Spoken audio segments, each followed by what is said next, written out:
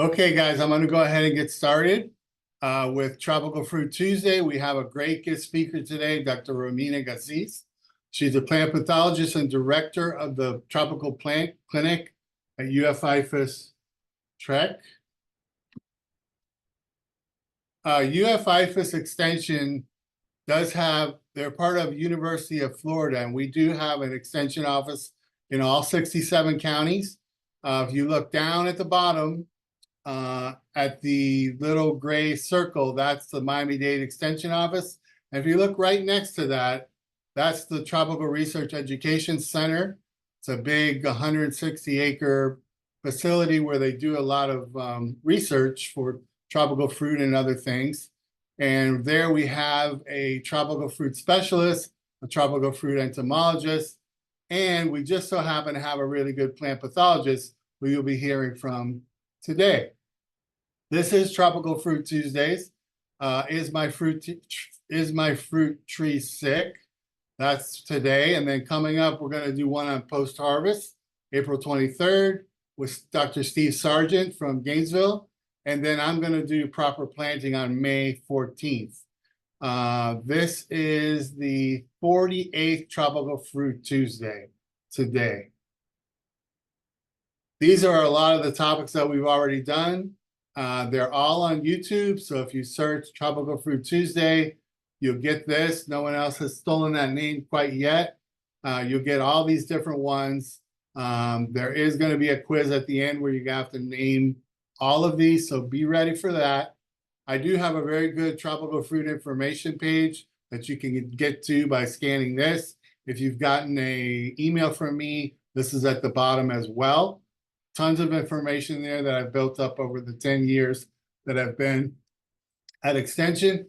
And now we have the great honor of introducing Dr. Romina Gazis. She's an associate professor in the Department of Plant Pathology at IFAS TREC.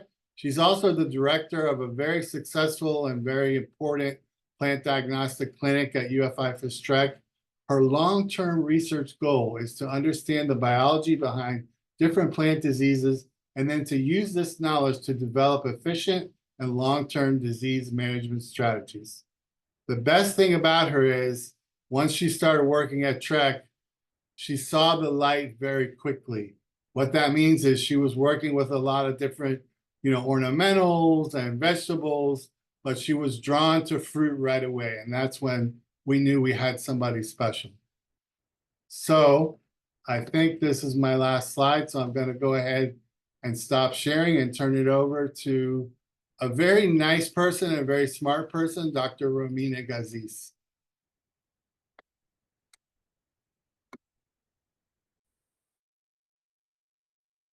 All right. Thank you so much, Jeff.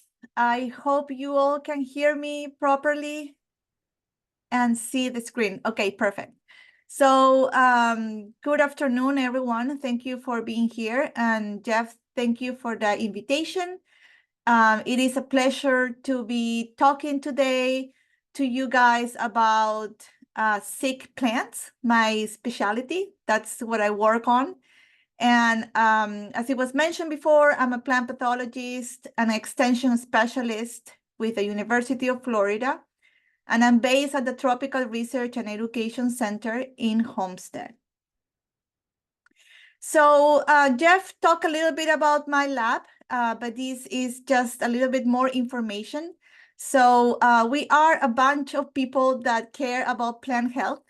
And we are all very interested in topics related to plant health of horticultural crops in natural and agro ecosystems. So we really like tropicals in general, either tropical trees in forested areas or also the ones that we grow to eat.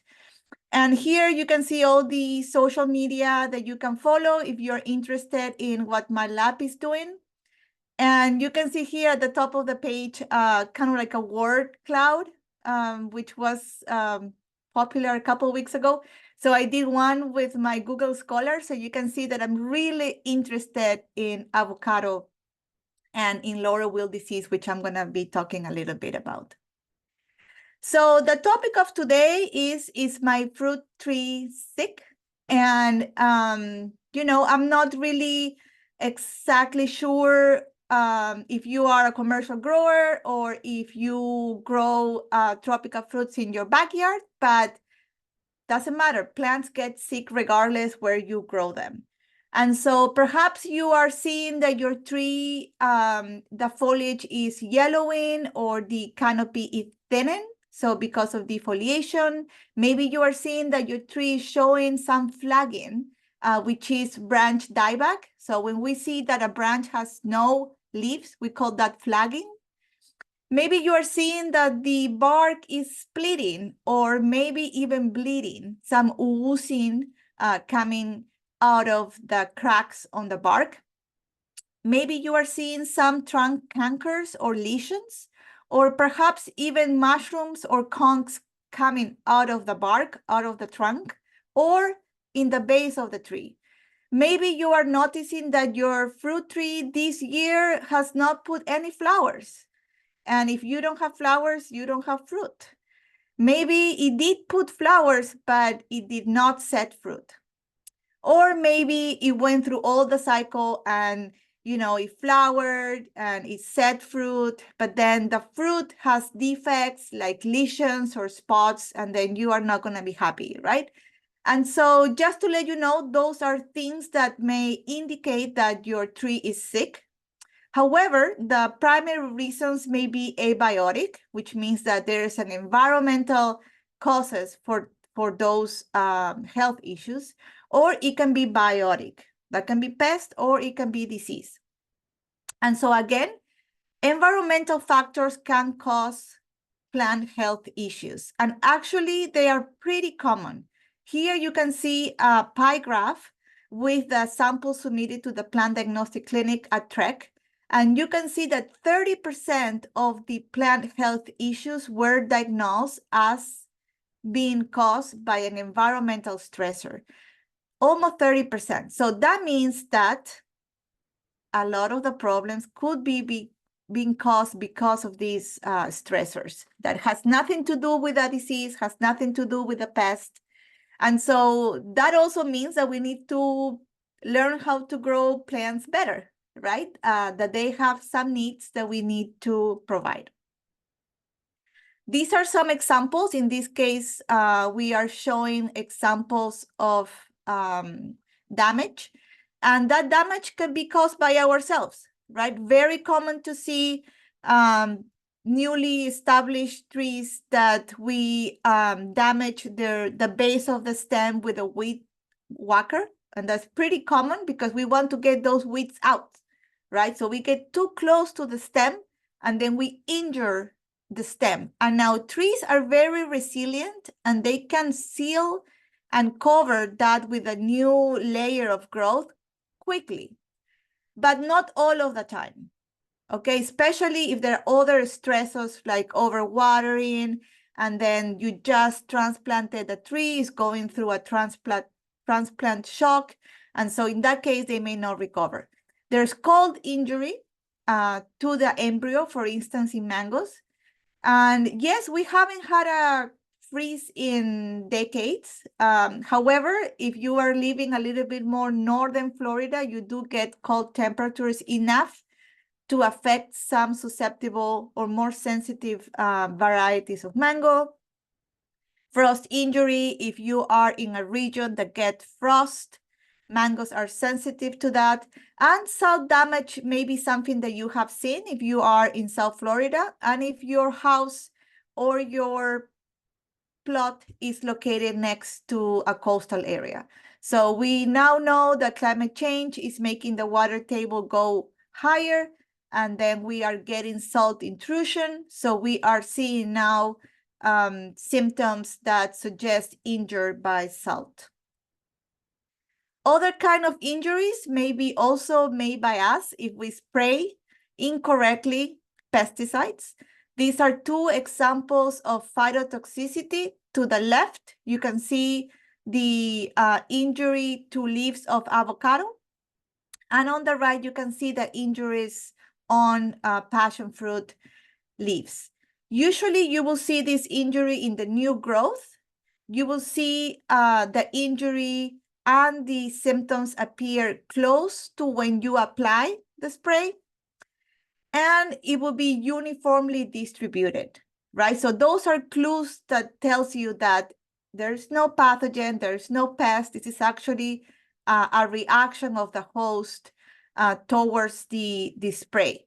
Now, sometimes you can use a spray or a product on one crop and it will be fine, but another crop may be sensitive to that same compound.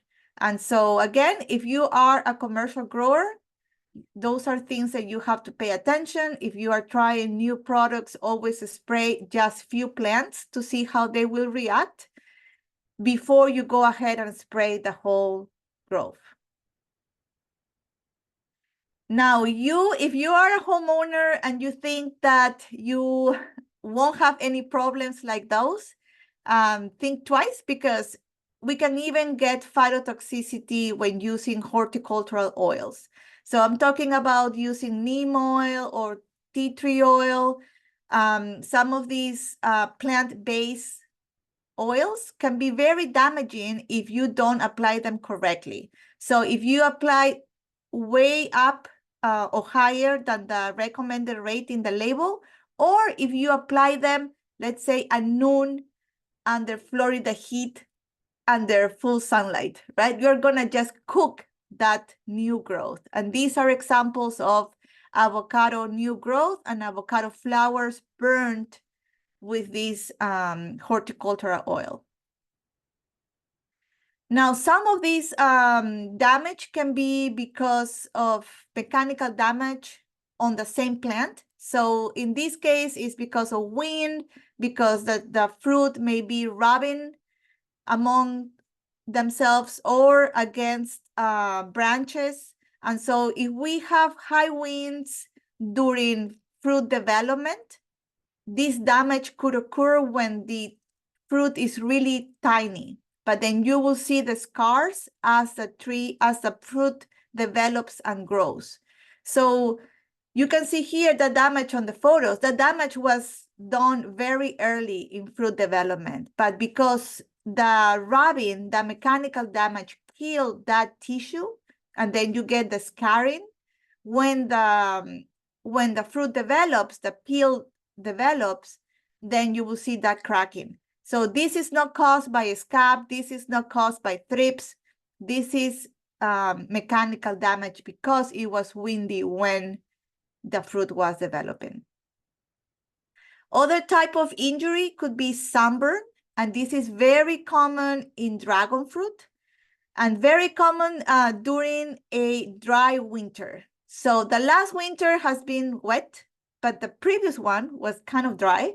And we got a lot of submissions to the clinic with growers worried that this could be a nutrient deficiency or it could be a pathogen, a virus, but it was actually a sunburn. So especially with succulents that have a lot of water, they are pretty sensitive to direct sunlight when there is low humidity. So these are symptoms of sunburn. Last summer was the hottest summer, I feel like, ever. And we saw for the first time heat stress symptoms on dragon fruit. At the left, you can see a normal fruit, a cross-section of a normal fruit. You see how the flesh is uniform and is really attached to the peel. So very nicely uniform. And if you see the ones in the right, how on one side it has detached from the skin, from the peel, and then you can see the difference in color, right? You can see more translucent, more kind of liquefied, the inside, the flesh of those dragon fruit. They were still edible, and actually the bricks didn't change, so the sweetness was still okay, but they are not sellable, right? Because they were soft on the outside, and when you cut them, you will see something like this. And so other type of disorders could be caused by environmental imbalances. In this case, no pathogens are involved either. This could be because of water imbalances or nutrition or pH. So this is an example of a disorder on mango, and it's quite common. I have seen several clients bring in their mangoes looking like this or send me photos and asking what it is. It is a decay. Could it be bacteria infection or fungal infection? And this is none of that. So this is a disorder, still kind of controversial to what is specific the cause that of this internal breakdown, but it has been associated with insufficient amounts of calcium. But this is not a disease. We also have seen irregular, because of irregular irrigation, fruit splitting, and that is common in mango and very common in dragon fruit. And this is because the plant receives a lot of water, then no water, then a lot of water, then no water. So really the fruit doesn't know what to do, right? Should I grow, no grow, grow, no grow? And so then you get these crackings of the peel. And then of course, those become entrances to all kinds of fungi and bacteria. So even though the fruit may still look with some integrity, very quickly they get colonized by contaminants. And so this is common when orchards don't have a regular irrigation system, or perhaps it could be homeowners that don't have an irrigation system to their dragon fruit. So the dragon fruit only gets the water from the rain. And as you know, rain is unpredictable, right? So you can have a lot of rain and then have few days of being dry. So you get these kind of problems. Now, nutritional imbalances, I'm not going to really go into it. I just wanted to let you know that having nutritional deficiencies and the symptoms that these cause can resemble a disease. So you all know about macronutrients, micronutrients, how some of them are mobile, some of them are not mobile. But the point is that some of these deficiencies can confuse the client, and you can get confused by them and think that perhaps there is a disease. And here you can see some photos of nutrient deficiency in citrus. And you can see the top, and two in the second row. You can see minor and macro elements deficiencies and how they look similar to perhaps spider mite damage or HLB citrus greening. So it can be confusing, right? You may think that you have a disease, but what you really have is a nutritional deficiencies.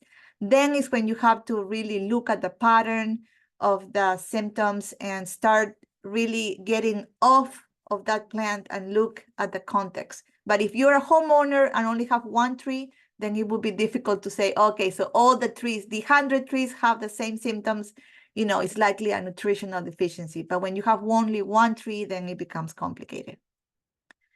So these nutritional deficiencies can be caused because you didn't fertilize the plants correctly, because maybe you are over irrigating, so all the nutrients are being leached out of the system. But it could also be caused because the roots are compromised by a pathogen. So once they become non-functional, they cannot absorb the nutrients. So there could be a pathogen involved, but very likely if the symptoms are uniform and multiple plants are showing the same symptoms, is either you are not fertilizing correctly, you are over irrigating, or the pH of the soil is not appropriate, which is very common in South Florida since we have high pH. Okay, so finish with the abiotic. Now we are trying to distinguish disease from pest. And these are photos of avocado leaves, all affected by pests, which could be insect or arthropods, right? Like mites. Arthropods would be the general term, and then you have mites or insects. So the first three are symptoms of mite damage. And the last one is lace bug on avocado. So perhaps you could be confused and say, well, this looks like a leaf spot caused by a fungus or by a bacteria, or it looks more like a virus or a nutrient deficiency. So just to let you know that symptoms are overlapping, and sometimes you really have to dig into it and use a loop, let's see in this case, to see if you see any critter kind of running around the underside of the leaf, and kind of distinguish disease from pest. These are other examples of pest issues.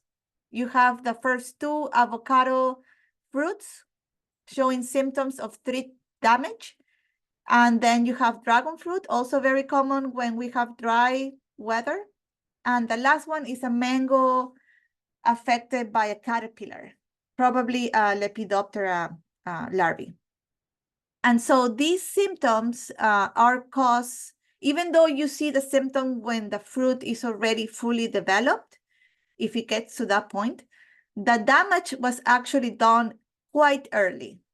So that's something that is very difficult to kind of understand and get used to that concept, because sometimes clients come with a fruit damage that clearly looks like a thrip damage, but they say, I don't see the thrip anymore.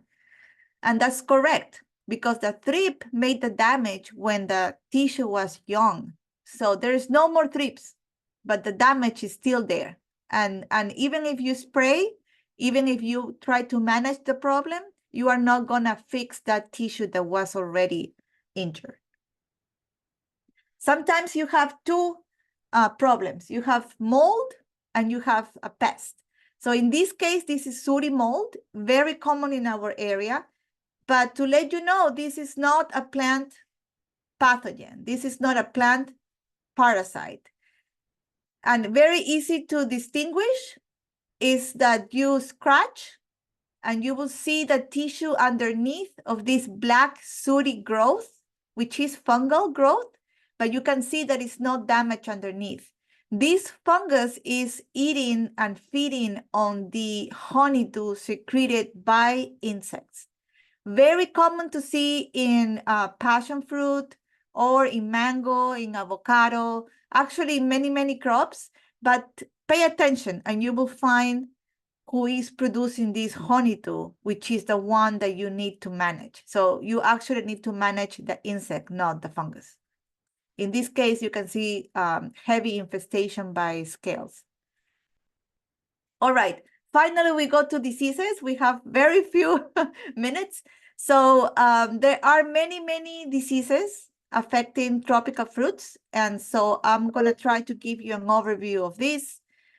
Before I go into a few examples of these diseases, I want to introduce to you the concept of the disease triangle, which is a very important concept to understand how diseases happen and how to tackle them. So the disease triangle summarizes the importance of three key components: the environment, the pathogen, and the plant host. So for a disease to happen, it needs to have these three components. We need to have a susceptible host, we need to have a virulent pathogen, and we need to have a conducive environment for this disease. If you have two of the components and not the other one, not the third, then you won't get disease. So if you have a susceptible host and a conducive environment, let's say humid and warm, but the pathogen is not present, then you won't have disease. And so there's all sorts of diseases. I have tried to put them in groups, so it's better to talk about them. So you can have diseases that are generalist, that affect multiple hosts. You can have diseases that are specific to a host or a group of hosts, let's say a family or a genus of plants. You have diseases that are lethal, that the pathogen is quite virulent, so they are often not treatable. So once you get it, that's it. There's nothing to do. And there are, most of them are non-lethal, right? And so those are caused by weak pathogens, but if they are not managed, they can cause chronic diseases, and at the end, it will kill the host, but it will be a very slow Good death. afternoon, Trec. Sorry about that. Starting at 2:30. So one of these generalist diseases is the algal leaf spot caused by the algae, parasitic algae Cephalotus. And I'm sure you have seen it. It's quite common in our area. Sometimes it's called red rust, but it's not a rust. Rust is a true fungi. This is an algae. And it's very common, not a problem usually, especially in home landscapes, but in guava is quite aggressive. So guava is very susceptible. And so you have a susceptible host, you have a more or less aggressive pathogen, but when you combine those two with a conducive environment like we have in South Florida, where it's humid and warm year round, then you get this kind of outbreak. And so this disease is very common in guava, and it could be, it could reduce the vigor enough to kill a tree, especially when they are young. So this disease, you could choose to manage or not, depending. So if you have low infection, you can just increase airflow and provide, kind of take out that side of the triangle, which is a conducive environment, out of the equation, right? So if you reduce overhead irrigation, if you prune enough to increase airflow, you can reduce the pressure of the disease. But if you are a grower and the disease is quite heavy in your orchard and you cannot change those cultural practices, then you will have to spray. Another generalist disease that is generalist is Phytophthora root rot, which I'm sure you have heard about. It's everywhere. And so it affects all tropical fruits, some more than others. For instance, avocado is very sensitive to Phytophthora, especially under flooding conditions. And some others are more resilient. Like I never have seen a mamey with Phytophthora, which I'm sure it happens. But seems like some of the tropical fruit trees are a little bit more resilient. So again, here you can see photos of multiple tropical fruit crops being affected by Phytophthora. And what it happens is that it eats away the feeder roots. The feeder roots are the ones that are uptaking the water and the nutrients. So you start getting chlorosis, you start getting wilting, you start getting decline. Depending on the infection, it can kill the tree quick if it's a young tree and you have flooding conditions in your area.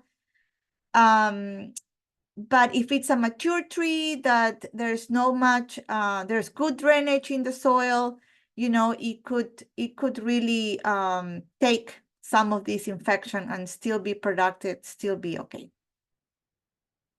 Another generalist disease is anthracnose, which just means that it's a description of a symptom. So when you say that the foliage has anthracnose, it just means that the foliage has necrotic black spots. That's pretty much what it means, anthracnose.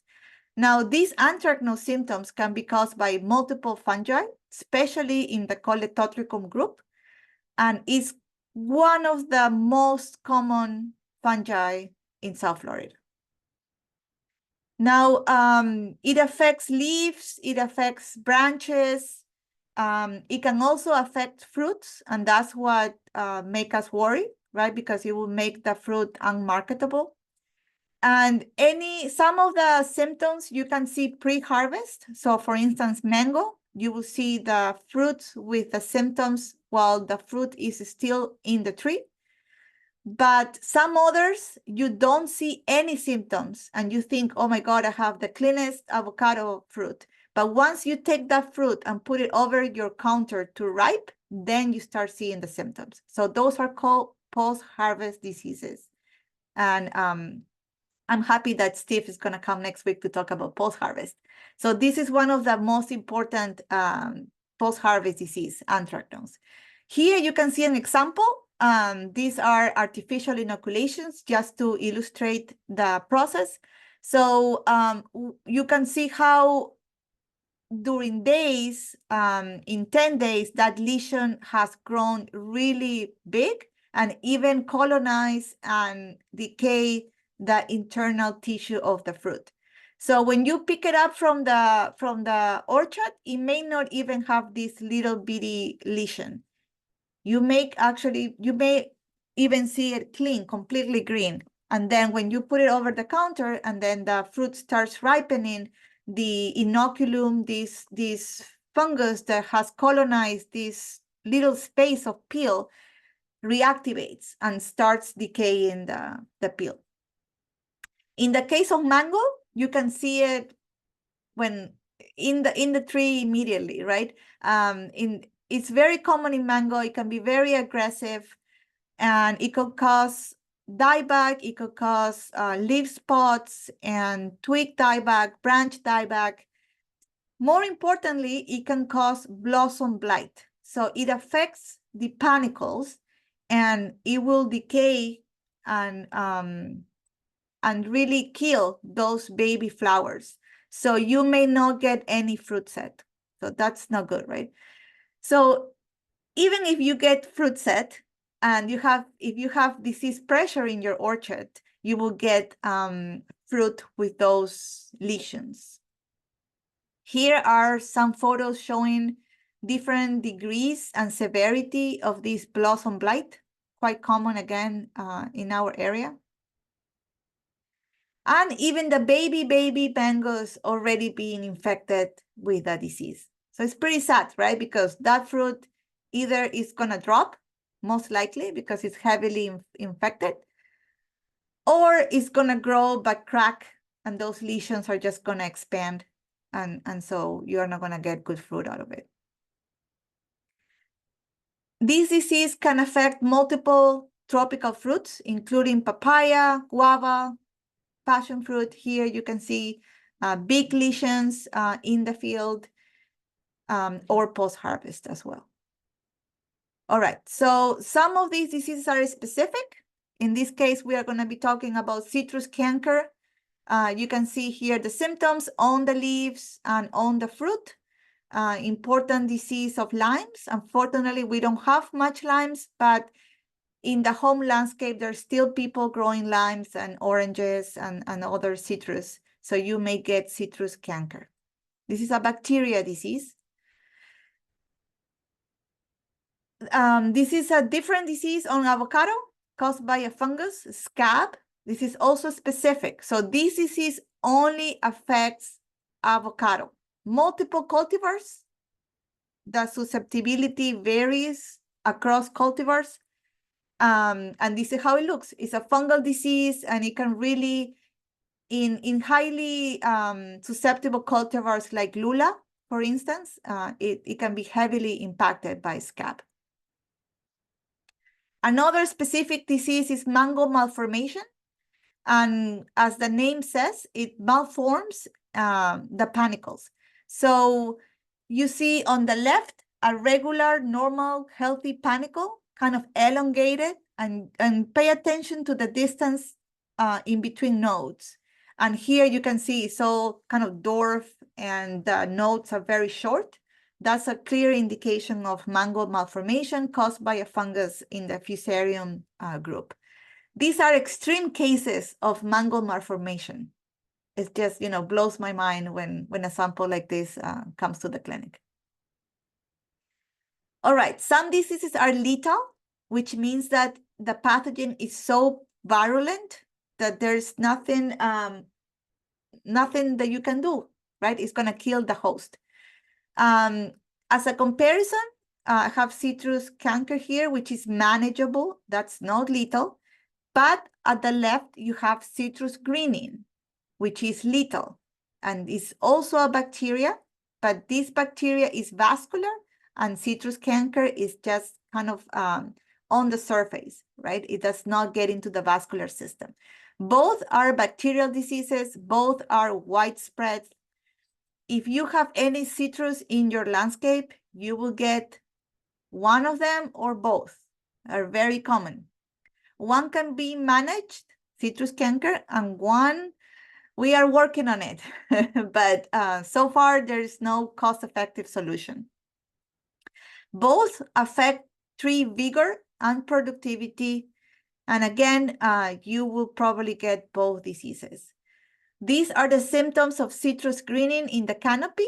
You will first see some blotching, those kind of patches of chlorosis and patches of the green that stays, the patches with the chlorophyll, and then you get patches where you have lost, or where the leaves have lost the chlorophyll. You may see more advanced symptoms that can even kind of similar to nutrient deficiencies if you don't look at the whole branch. And eventually, it would just cause the decline of the plant to the point that you get defoliation and branch dieback and the end for that tree.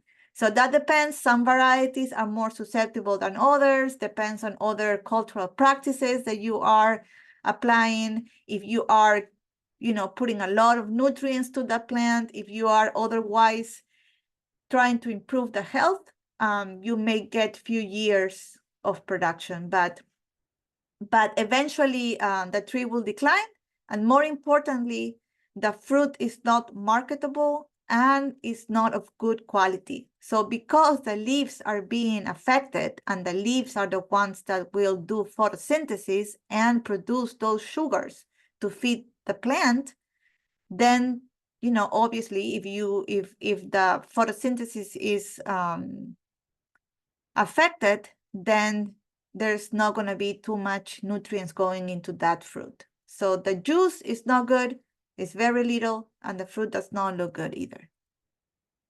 Laurel wilt is another lethal disease specific to avocado or avocado relatives. So in the family Lauriceae, affects not only commercial plantings, but also homeowners. There's a lot of homeowners that have lost their avocados to this disease.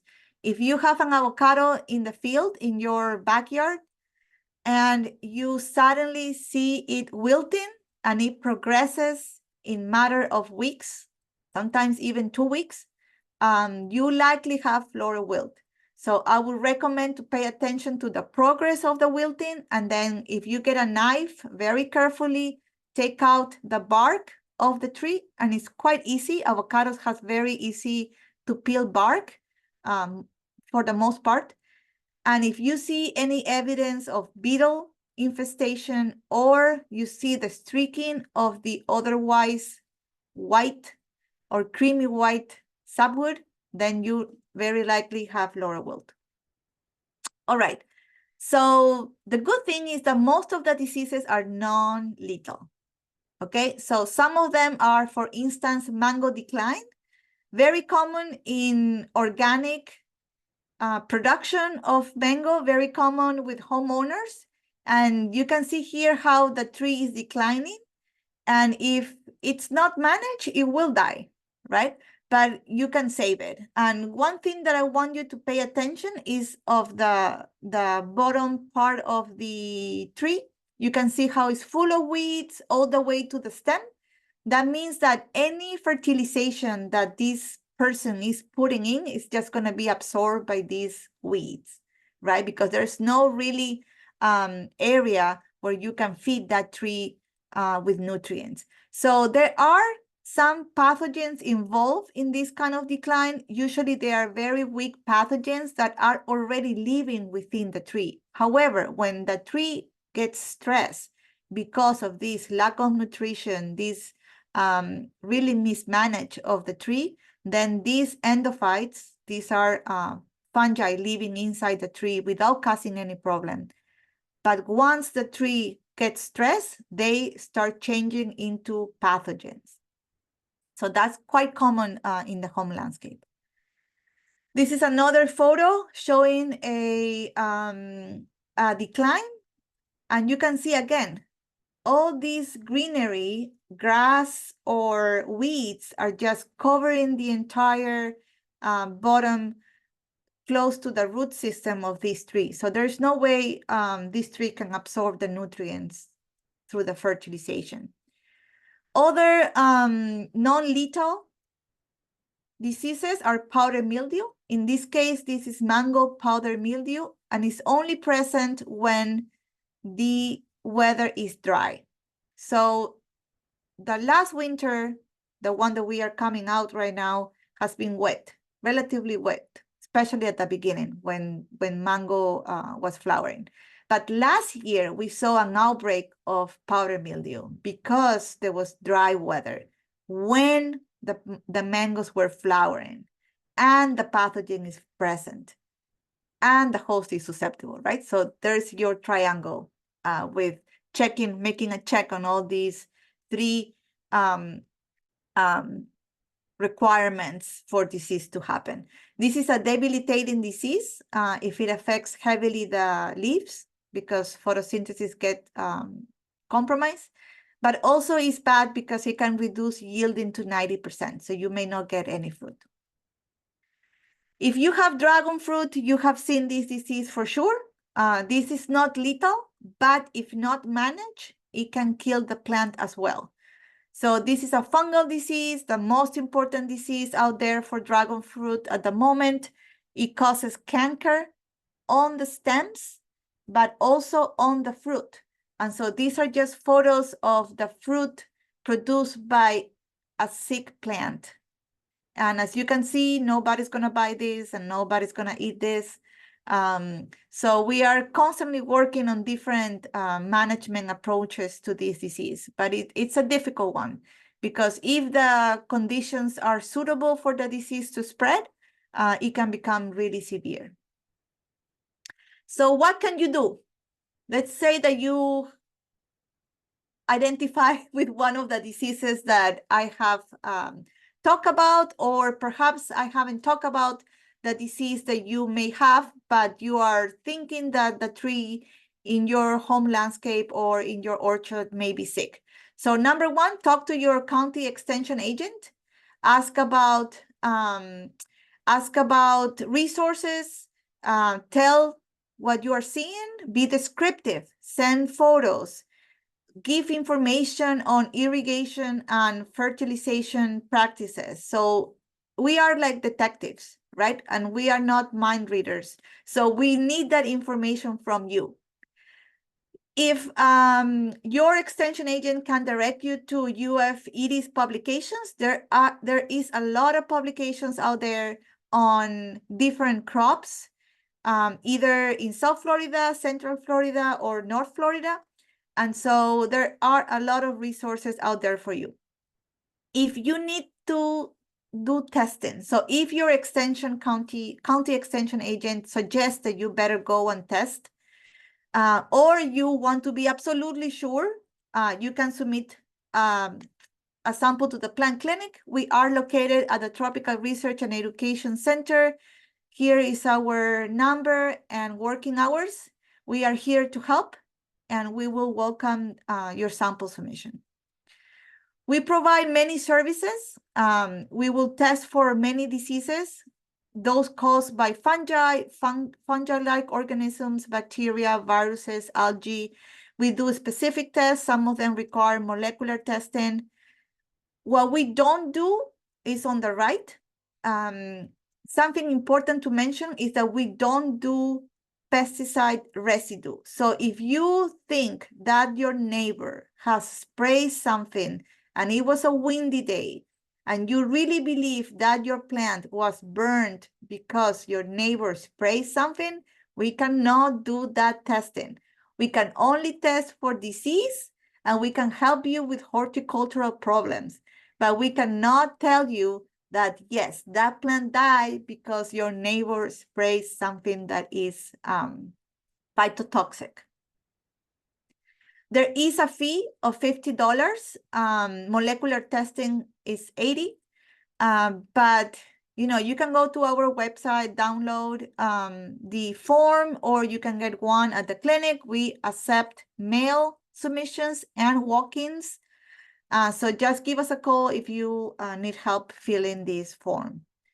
If you are going to submit a tropical fruit sample, please first contact us, send us a photo, and we will help you. but very important to provide information on irrigation and fertilization. Those are two very important clues that will help us help you.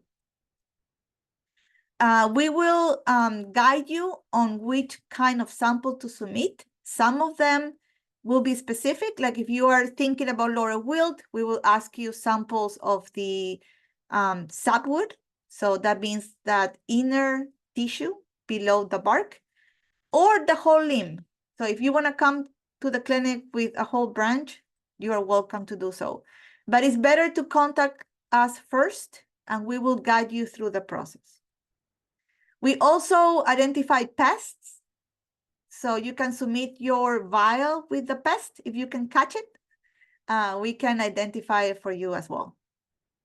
And with that, thank you for listening. I'm happy to answer any questions. You can follow us in Twitter to get information on, I'm always posting about plant diseases and events. So feel free to follow us, and thank you for the invitation. Thank you, Romina. That was fantastic. She is a really good follow on Twitter, by the way. So do that. We have a couple questions and a couple comments. One comment is from Richard Lyons. This is one of the best presentations. Thanks, Richard Lyons. So that's cool. Thank you. Yeah, thanks. Ruthie says fantastic presentation. And Nicholas has a comment, but then he asks, can you please repeat how to treat mango dieback? Yes, so I'm gonna just show really quickly the mango dieback. So mango decline, it's more of a disorder, right? Because there's multiple things going on. One is a mismanagement of the tree, meaning that it's not properly fertilized. You can see here all the weeds on the ground and how the weeds are growing all the way to the base of the tree. So clearly the weeds are happy and they are getting all these nutrients that the client or the owner of this tree is putting into the soil. So you have already a stressed tree. And so this stress lets other organisms, which in this case, we are talking about endophytes. So those are fungi that lives inside trees, quiescent. So they are not doing anything, they're just living there. But once the tree gets stressed, these pathogens or these potential pathogens start taking over and causing this branch decline and probably will cause the death of that tree. So first of all, and that should be the strategy for any disease. One, identify the problem, right? In this case, we are identifying the lack of fertilizing properly. We need to look at the management of that orchard. And then we need to improve the overall health of this plant. So in this case, we are not targeting the fungi that may be causing the branch dieback, but we are targeting the overall plant health of this tree. So we need to kind of, pump it. We need to really increase the overall health so the tree itself can fight those internal pathogens. I hope that's a little bit more clear. Yes, thank you. A couple people asked for your Twitter handle, so I put that in the chat. Oh yeah, perfect. I was gonna, I have that QR, but and Ali has his hand up. He might be shy to chat in the chat. Maybe he wants to talk. So Ali, if you do want to talk, I'm going to try to unmute you now. And don't say anything mean now. Okay, go ahead, Ali. See if you can. Thank you so much, everyone. Ma'am, you delivered your lecture very nicely, and I really appreciate. Are you hearing me clearly? Yes, we are hearing you. Ma'am, thank you so much.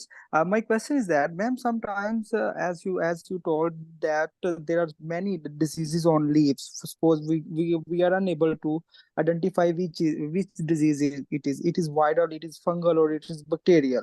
So at that time, what should we do? We just want, we get their leaves and we just extract their DNA, and after that we can classify which disease infected that specific plant or specific leaf. What you should suggest at that time, because morphologically we can, as you told, that morphologically we can describe it is the viral disease, it is maybe a fungal disease, or it may be another disease. But sometime when we are unable to identify, so at that time we move toward the DNA extraction, and then we do PCR and some other procedures for identification of disease. Yeah. What would you like to say? Mhm. Yeah, so that's a very good question, right? Symptoms are overlapping. So just like when you have fever, it could be caused by a virus, it could be caused by an allergen, it could be the common cold, or it could be COVID, right? We all learned through COVID that symptoms are overlapping. So we cannot just base our diagnosis on symptoms. So that's number one. If you have the chance to, perhaps you are a researcher or a diagnostician, and then you have the chance to isolate the pathogen from those leaf lesions, you may isolate bacteria or you may isolate fungi, but you still don't know exactly who caused the lesion, right? Because there's a lot of fungi living within plant tissue, and there's also a lot of bacteria living on the surface of the leaf or even inside the leaf. So if you are an academic or if you're a researcher, you can do DNA extraction, of course, you can do sequencing, and you can identify which is this organism, but still you won't know if that organism is the one causing that lesion. For that, you have to do something called Koch postulates, which is what pathologists do when we are reporting a new disease, when we are assuring, we are testing that that microorganism that you isolated from the diseased tissue is causing that symptom. So what we do is we isolate from the lesion, and then we get new healthy tissue and we re-inoculate with the same microorganism that we isolate. And then we observe the symptoms, and then we have to re-isolate the same organism that we put in. So that's what we call Koch postulates, and it requires time and expertise. But this is something that we do at the clinic, for instance.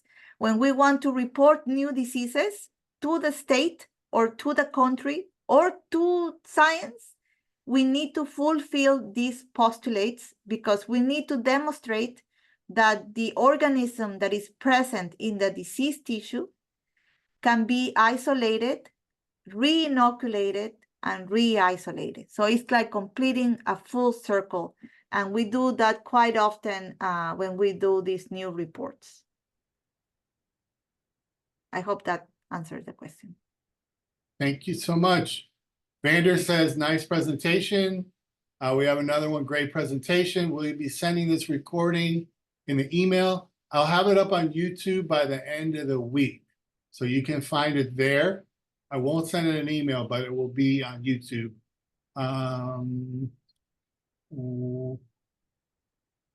Great presentation, very helpful information.